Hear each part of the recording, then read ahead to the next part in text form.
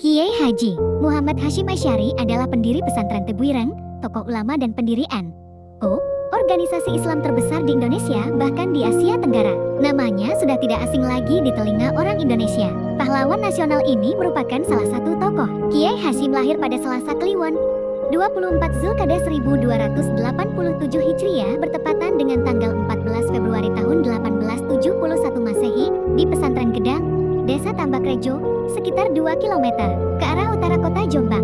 Putra ketiga dari 11 bersaudara pasangan Kiai Asy'ari dan Nyai Halimah. Kiai Asy'ari adalah menantu Kiai Utsman, pengasuh pesantren Gedang. Dari jalur ayah, nasab Kiai Hasyim bersambung kepada Maulana Ishaq hingga Imam Ja'far Shadiq bin Muhammad Al-Bakir. Sedangkan dari jalur ibu, nasabnya bersambung kepada Raja Brawijaya ke-6 Lembu Petang yang berputra karebat atau Jaka Tingkir. Jaka Tingkir adalah Raja Pajang pertama tahun 1568 Masehi dengan gelar Sultan Pajang atau Pangeran Adiwijaya. Bakat kepemimpinan Kiai Hasyim sudah tampak sejak masa kanak-kanak. Ketika bermain dengan teman-teman sebayanya, Hasyim kecil selalu menjadi penengah. Jika melihat temannya melanggar aturan permainan, ia akan menegurnya. Dia membuat temannya senang bermain karena sifatnya yang suka menolong dan melindungi sesama. Pada tahun 1293 Hijrah 1876 Masehi, tepatnya ketika berusia 6 tahun, Hasyim kecil bersama kedua orang tuanya pindah ke Desa Keras, sekitar 8 km ke selatan kota Jombang. Kepindahan mereka adalah untuk membina masyarakat di sana. Di Desa Keras, Kiai Asy'ari diberi tanah oleh sang kepala desa yang kemudian digunakan untuk membangun rumah, masjid, dan pesantren. Disinilah Hasyim kecil dididik dasar-dasar ilmu agama oleh orang tuanya. Hasyim juga dapat melihat secara langsung bagaimana ayahnya membina dan mendidik para santri. Hasyim hidup menyatu bersama santri. Ia mampu menyelami kehidupan santri yang penuh kesederhanaan dan kebersamaan. Semua itu memberikan pengaruh yang sangat besar pada pertumbuhan jiwa dan pembentukan wataknya di kemudian hari. Hal ini ditunjang oleh kecerdasannya yang memang brilian. Dalam usia 13 tahun, Hasyim sudah bisa membantu ayahnya mengajar santri-santri yang lebih besar daripada dirinya. Di samping cerdas, Hasyim juga dikenal rajin bekerja. Watak kemandirian yang ditanamkan sang kakek mendorongnya untuk berusaha memenuhi kebutuhan diri sendiri tanpa bergantung kepada orang lain. Itu sebabnya, Hasyim selalu memanfaatkan waktu luangnya untuk belajar mencari nafkah dengan bertani dan berdagang. Hasilnya kemudian dibelikan kitab dan digunakan untuk bekal menuntut ilmu. Pada usia 15 tahun, remaja Hasyim meninggalkan kedua orang tuanya untuk berkelana memperdalam ilmu pengetahuan. Mula-mula ia menjadi santri di pesantren Wonorejo Jombang, lalu pesantren Wonokoyo Probolinggo, kemudian pesantren Langitan Tuban, dan pesantren Trenggilis Surabaya. Belum puas dengan ilmu yang diperolehnya, Hasyim melanjutkan rilah ilmiahnya ke pesantren Kadimangan, Bangkalan, Madura, di bawah asuhan Kiai Holil bin Abdul Latif yang terkenal waliullah itu. Setelah 5 tahun menuntut ilmu di Bangkalan, pada tahun 1307 Hijriah 1891 Masehi, Kiai Hasyim kembali ke Tanah Jawa dan belajar di pesantren Siwalan, Panji, Sidoarjo, di bawah bimbingan Kiai Yakub. Pemuda Hasyim belajar selama 5 tahun di sana. Lalu pada usia 21 tahun, dia dinikahkan dengan Nafisah, salah seorang putri Kiai Yakub. Pernikahan itu dilangsungkan pada tahun 1892 Masehi 1308 Hijriah. Tidak lama kemudian, Kiai Hasyim bersama istri dan mertuanya berangkat ke Mekah guna menunaikan ibadah haji. Kesempatan di Tanah Suci juga digunakan untuk memperdalam ilmu pengetahuan. Hampir seluruh disiplin ilmu agama dipelajarinya, terutama ilmu hadis. 7 bulan telah berlalu, Nyai Nafisah pun melahirkan seorang putra yang diberi nama Abdullah.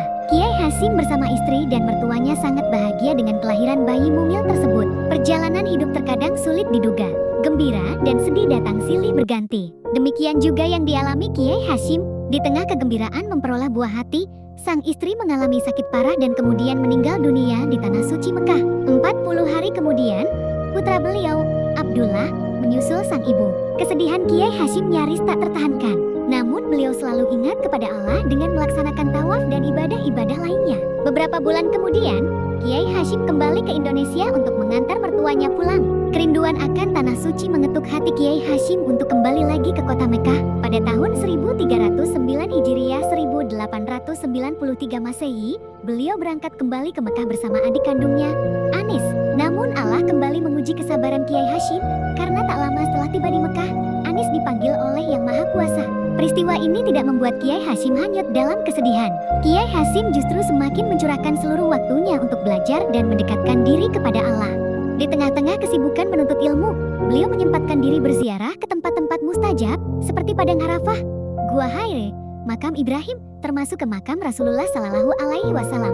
Setiap Sabtu pagi beliau berangkat menuju Gua Hira di Jabal Nur, kurang lebih 10 km di luar kota Mekah, untuk mempelajari dan menghafalkan hadis-hadis Nabi.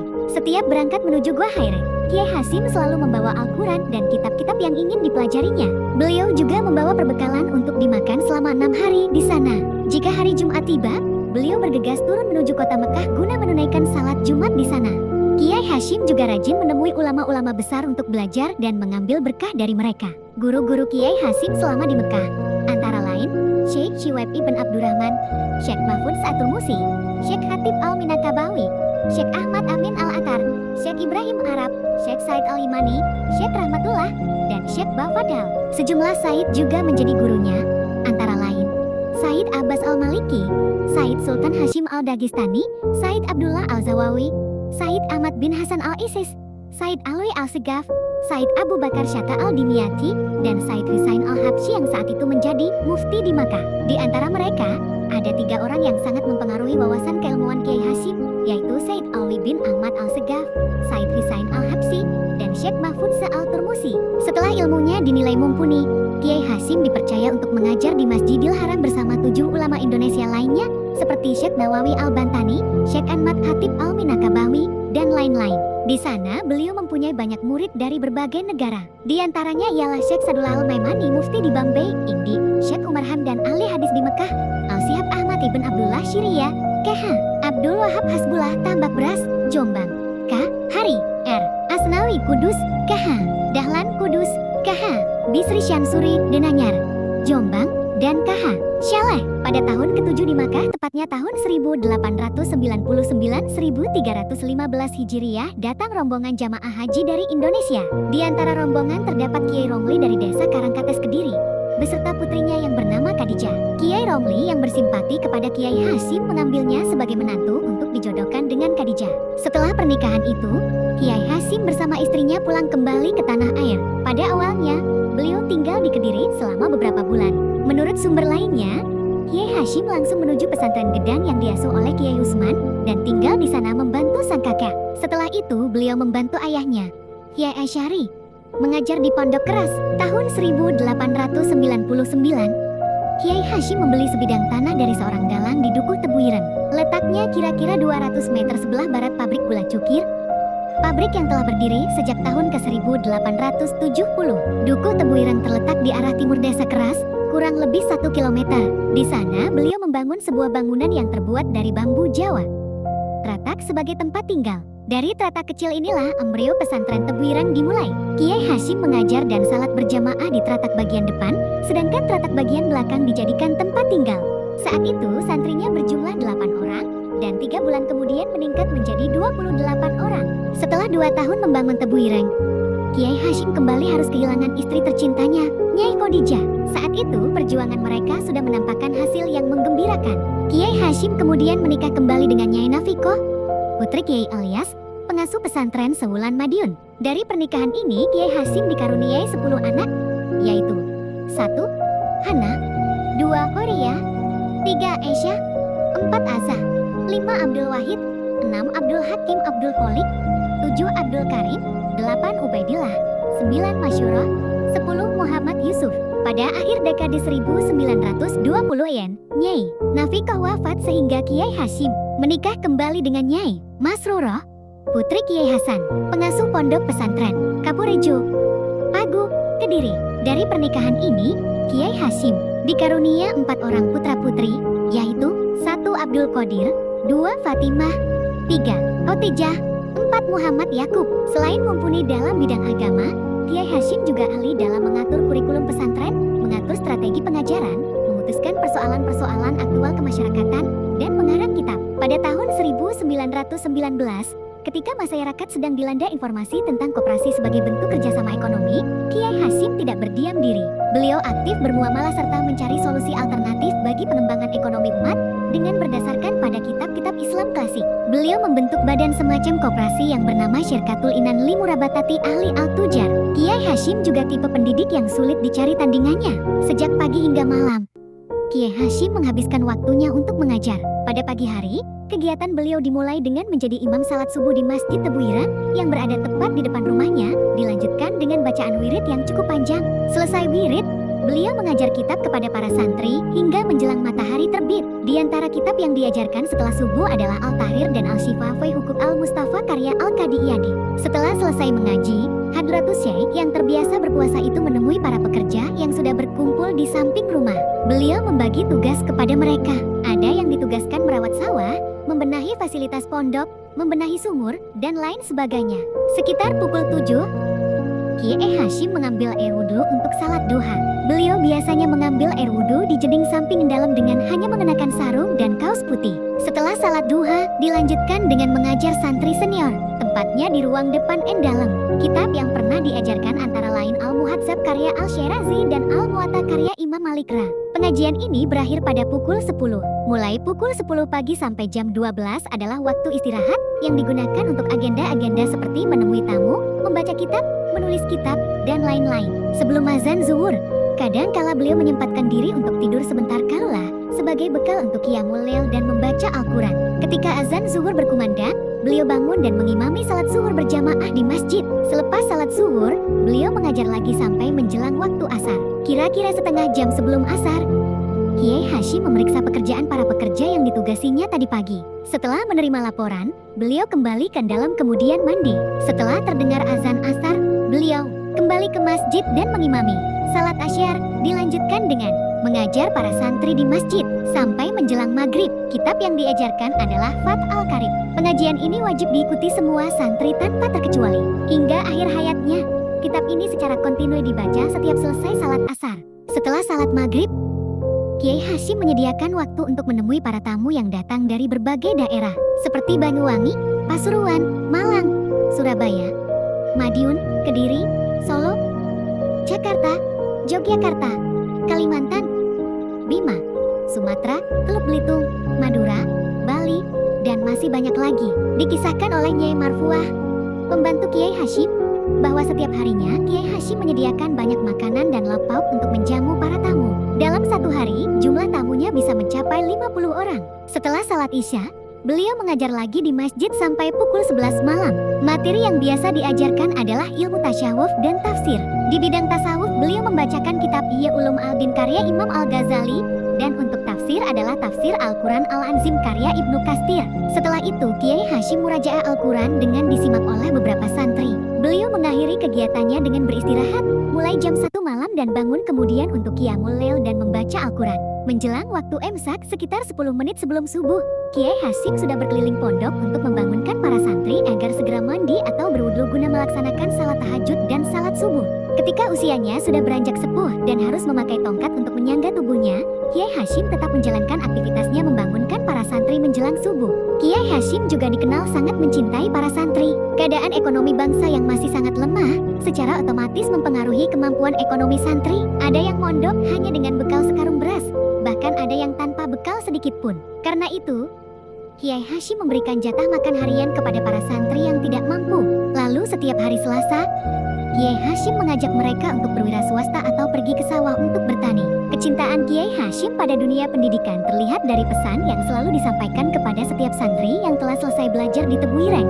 Pulanglah ke kampungmu, mengajarlah di sana, minimal mengajar ngaji. Dikisahkan, ketika Hadratus Syekh merasa amat letih karena siang harinya menghadiri Kongres Nahdlatul Ulama di Malang, beliau tidak bisa memberikan pelajaran di malam hari kepada para santri. Sehabis salat Isya, beliau beristirahat tidur sangat pulas. Kiai Hasyim baru bangun pada pukul 2:30 malam. Beliau langsung mengambil air wudhu, berpakaian rapi, dan menjalankan salat tahajud. Meskipun pada siang harinya belum makan, beliau tidak juga makan di malam hari, padahal persediaan makanan masih ada. Selesai salat tahajud diiringi dengan wirid dan doa yang panjang, beliau mengambil Al-Quran lalu dibacanya dengan perlahan-lahan sambil menghayati maknanya. Ketika sampai pada surat Ad-Dzariyat ayat 17-18 yang berbunyi, mereka, para sahabat Nabi, sedikit sekali tidur di waktu malam, dan di waktu sahur akhir malam mereka memohon ampun. Seketika itu beliau menghentikan bacaannya. Lalu terdengar suara tangis terisak-isak. Sejurus kemudian air mata telah membasahi jenggotnya yang sudah memutih. Kiai Hasyim merasa bahwa pada malam itu beliau terlalu banyak tidur. Sambil menengadahkan tangan, beliau berdoa, "Ya Allah, Ampunilah hambamu yang lemah ini, dan berilah hamba kekuatan serta ketabahan untuk melaksanakan segala perintah-perintahmu. Kemudian beliau bangkit dari tempat duduknya menuju tempat salat, lalu bersujud kepada Allah memohon ampun. Lisannya terus membaca tasbih. Peristiwa seperti ini terjadi berulang kali.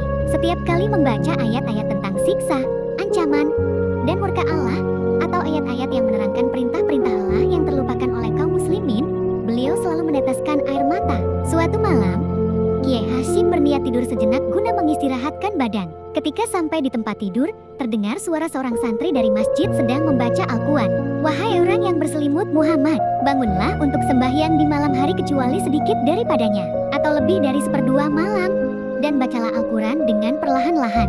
Sesungguhnya kami akan menurunkan kepadamu perkataan yang berat.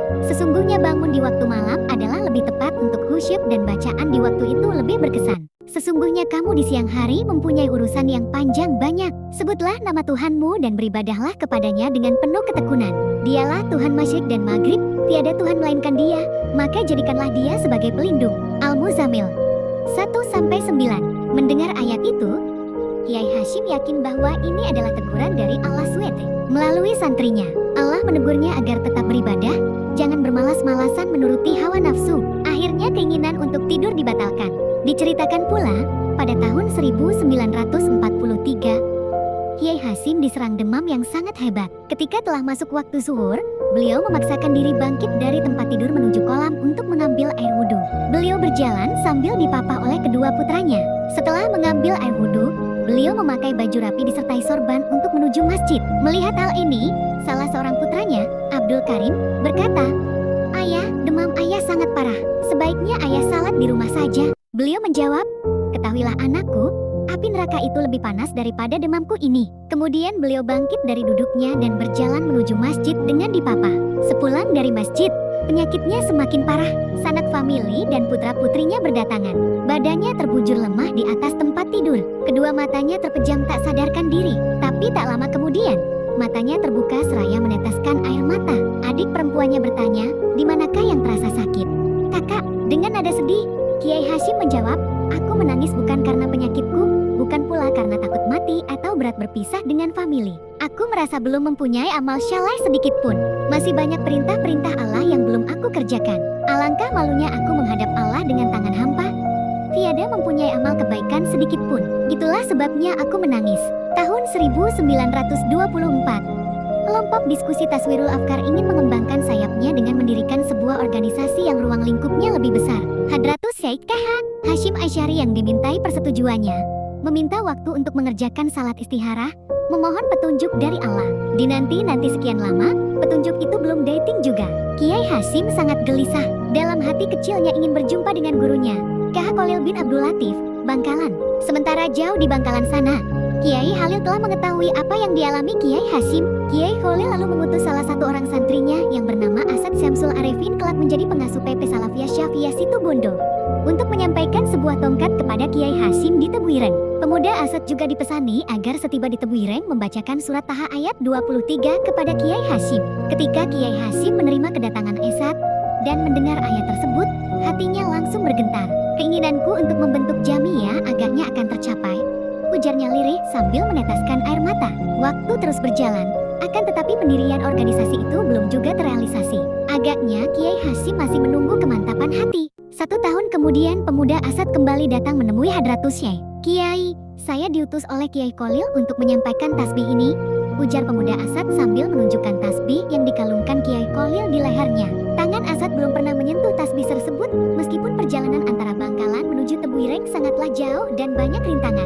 Bahkan ia rela tidak mandi selama dalam perjalanan, sebab khawatir tangannya menyentuh tasbih. Ia memiliki prinsip, kalung ini yang menaruh adalah Kiai, maka yang boleh melepasnya juga harus Kiai. Inilah salah satu sikap ketaatan santri kepada sang guru. Kiai Khalil juga meminta untuk mengamalkan wirid ya Jabar, ya kahar setiap waktu, tambah Asad. Kehadiran Asad yang kedua ini membuat hati Kiai Hasyim semakin mantap. Hadratus Syekh menangkap isyarat bahwa gurunya tidak keberatan jika ia bersama kawan-kawannya mendirikan organisasi atau jamiah. Inilah jawaban yang dinanti-nantinya melalui salat istikharah. Sayangnya, sebelum keinginan itu terwujud, Kiai Khalil sudah meninggal dunia terlebih dahulu. Pada tanggal 16 Rajab 1344 Hijriyah 31 Januari tahun 1926 Masehi, organisasi tersebut secara resmi didirikan dengan nama Nahdlatul Ulama, yang artinya kebangkitan ulama. Kiai Hasyim dipercaya sebagai Rais Akbar pertama. Kelak, Jamiah ini menjadi organisasi dengan anggota terbesar di Indonesia, bahkan di Asia. Masa awal perjuangan Kiai Hasyim di Tebu Ireng bersamaan dengan semakin represifnya perlakuan penjajah Belanda terhadap rakyat Indonesia. Pasukan kompeni ini tidak segan-segan membunuh penduduk yang dianggap menentang undang-undang penjajah. Pada tahun 1913 Intel Belanda mengirim seorang pencuri untuk membuat keonaran di Tebu Ireng. Namun dia tertangkap dan dihajar beramai-ramai oleh santri hingga tewas. Peristiwa ini dimanfaatkan oleh Belanda untuk menangkap Kiai Hasyim dengan tuduhan pembunuhan. Dalam pemeriksaan, Kiai Hasyim yang sangat piawai dengan hukum-hukum Belanda mampu menepi semua tuduhan tersebut dengan taktis. Akhirnya beliau dilepaskan dari jeratan hukum. Belum puas dengan cara adu domba, Belanda kemudian mengirimkan beberapa kompi pasukan untuk memporak-porandakan pesantren yang baru berdiri 10 tahun itu. Akibatnya, hampir seluruh bangunan pesantren porak-poranda dan kitab-kitab dihancurkan serta dibakar. Pada bulan Maret tahun 1942, pemerintah Hindia Belanda menyerah kepada Jepang di Kalijati, dekat Bandung, sehingga secara de facto dan de jure, kekuasaan Indonesia berpindah tangan ke tentara Jepang.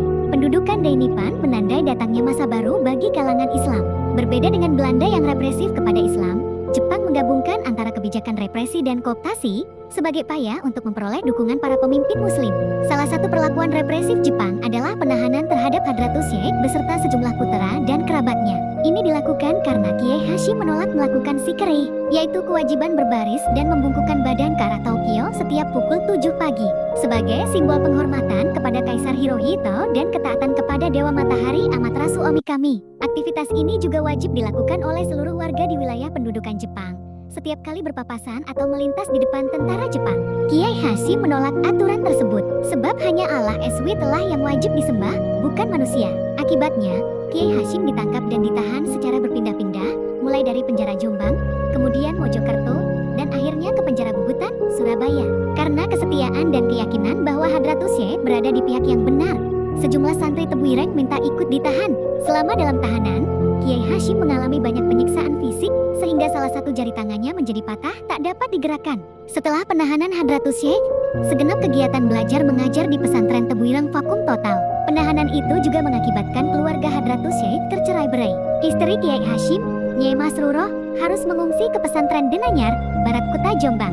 Tanggal 18 Agustus tahun 1942, setelah 4 bulan di penjara, Kiai Hasyim dibebaskan oleh Jepang karena banyaknya protes dari para kiai dan santri. Selain itu, pembebasan Kiai Hasyim juga berkat usaha dari Kiai Wahid Hasyim dan Kiai Wahab Hasbullah dalam menghubungi pembesar-pembesar Jepang.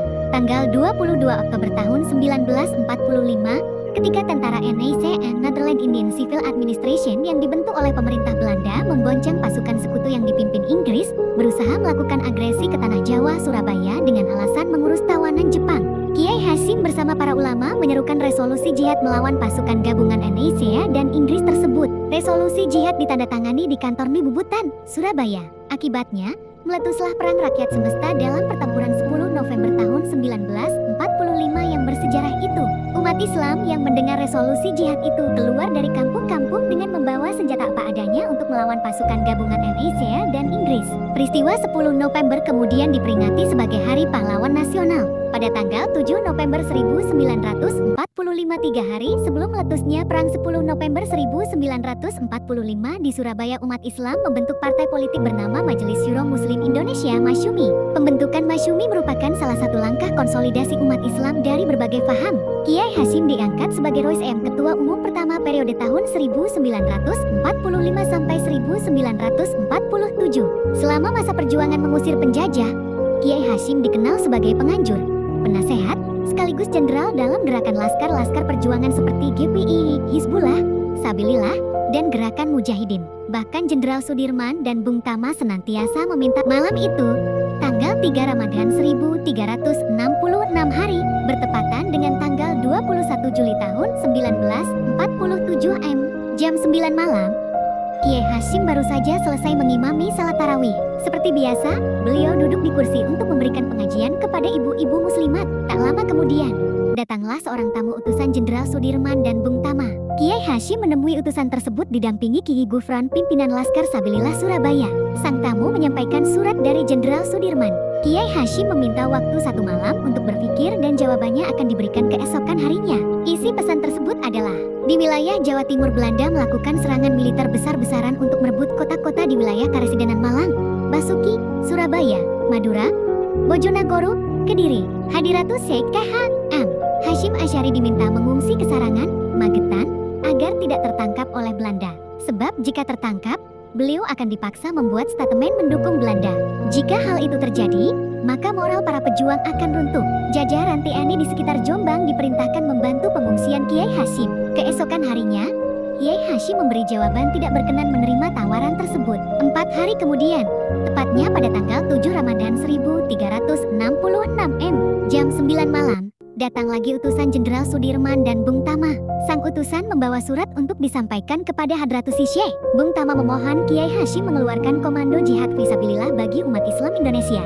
Karena saat itu Belanda telah menguasai wilayah Karesidenan Malang dan banyak anggota Laskar Hizbullah dan Sabilillah yang menjadi korban. Tak lama berselang, Hadratus Syekh mendapat laporan dari Ki Gufron, pemimpin Sabilillah Surabaya bersama 2 orang utusan Bung Tama, bahwa kota Singosari Malang sebagai basis pertahanan Hizbullah dan Sabilillah telah jatuh ke tangan Belanda. Kondisi para pejuang semakin tersudut dan korban rakyat sipil kian meningkat. Mendengar laporan itu, Kiai Hashim berujar, Masya Allah, sambil memegang kepalanya. Lalu Kiai Hashim tidak sadarkan diri. Pada saat itu, putra-putri beliau tidak berada di Tebuireng. Tapi tak lama kemudian mereka mulai berdatangan setelah mendengar ayahandanya tidak sadarkan diri. Menurut hasil pemeriksaan dokter, Kiai Hashim mengalami pendarahan otak asam blonding yang sangat serius. Pada pukul 3 dini hari, bertepatan dengan tanggal 25 Juli tahun 1947 atau 7 Ramadan 1366 hari, Hadratus Syekh K.H.M. Hashim Asy'ari dipanggil Yang Maha Kuasa. Inna lillahi wa inna ilaihi rajiun. Atas jasanya selama Perang Kemerdekaan melawan Belanda 1945 sampai 1947, terutama yang berkaitan dengan 3 fatwanya yang sangat penting. Pertama, perang melawan Belanda adalah jihad yang wajib dilaksanakan oleh semua umat Islam Indonesia. Kedua, kaum muslimin diharamkan melakukan perjalanan haji dengan kapal Belanda. Ketiga, kaum muslimin diharamkan memakai dasi dan atribut-atribut lain yang menjadi ciri khas penjajah. Maka Presiden Soekarno lewat keputusan Presiden Kepres nomor 24 September tahun 1964 menetapkan bahwa K.H. Muhammad Hashim Asy'ari sebagai pahlawan nasional.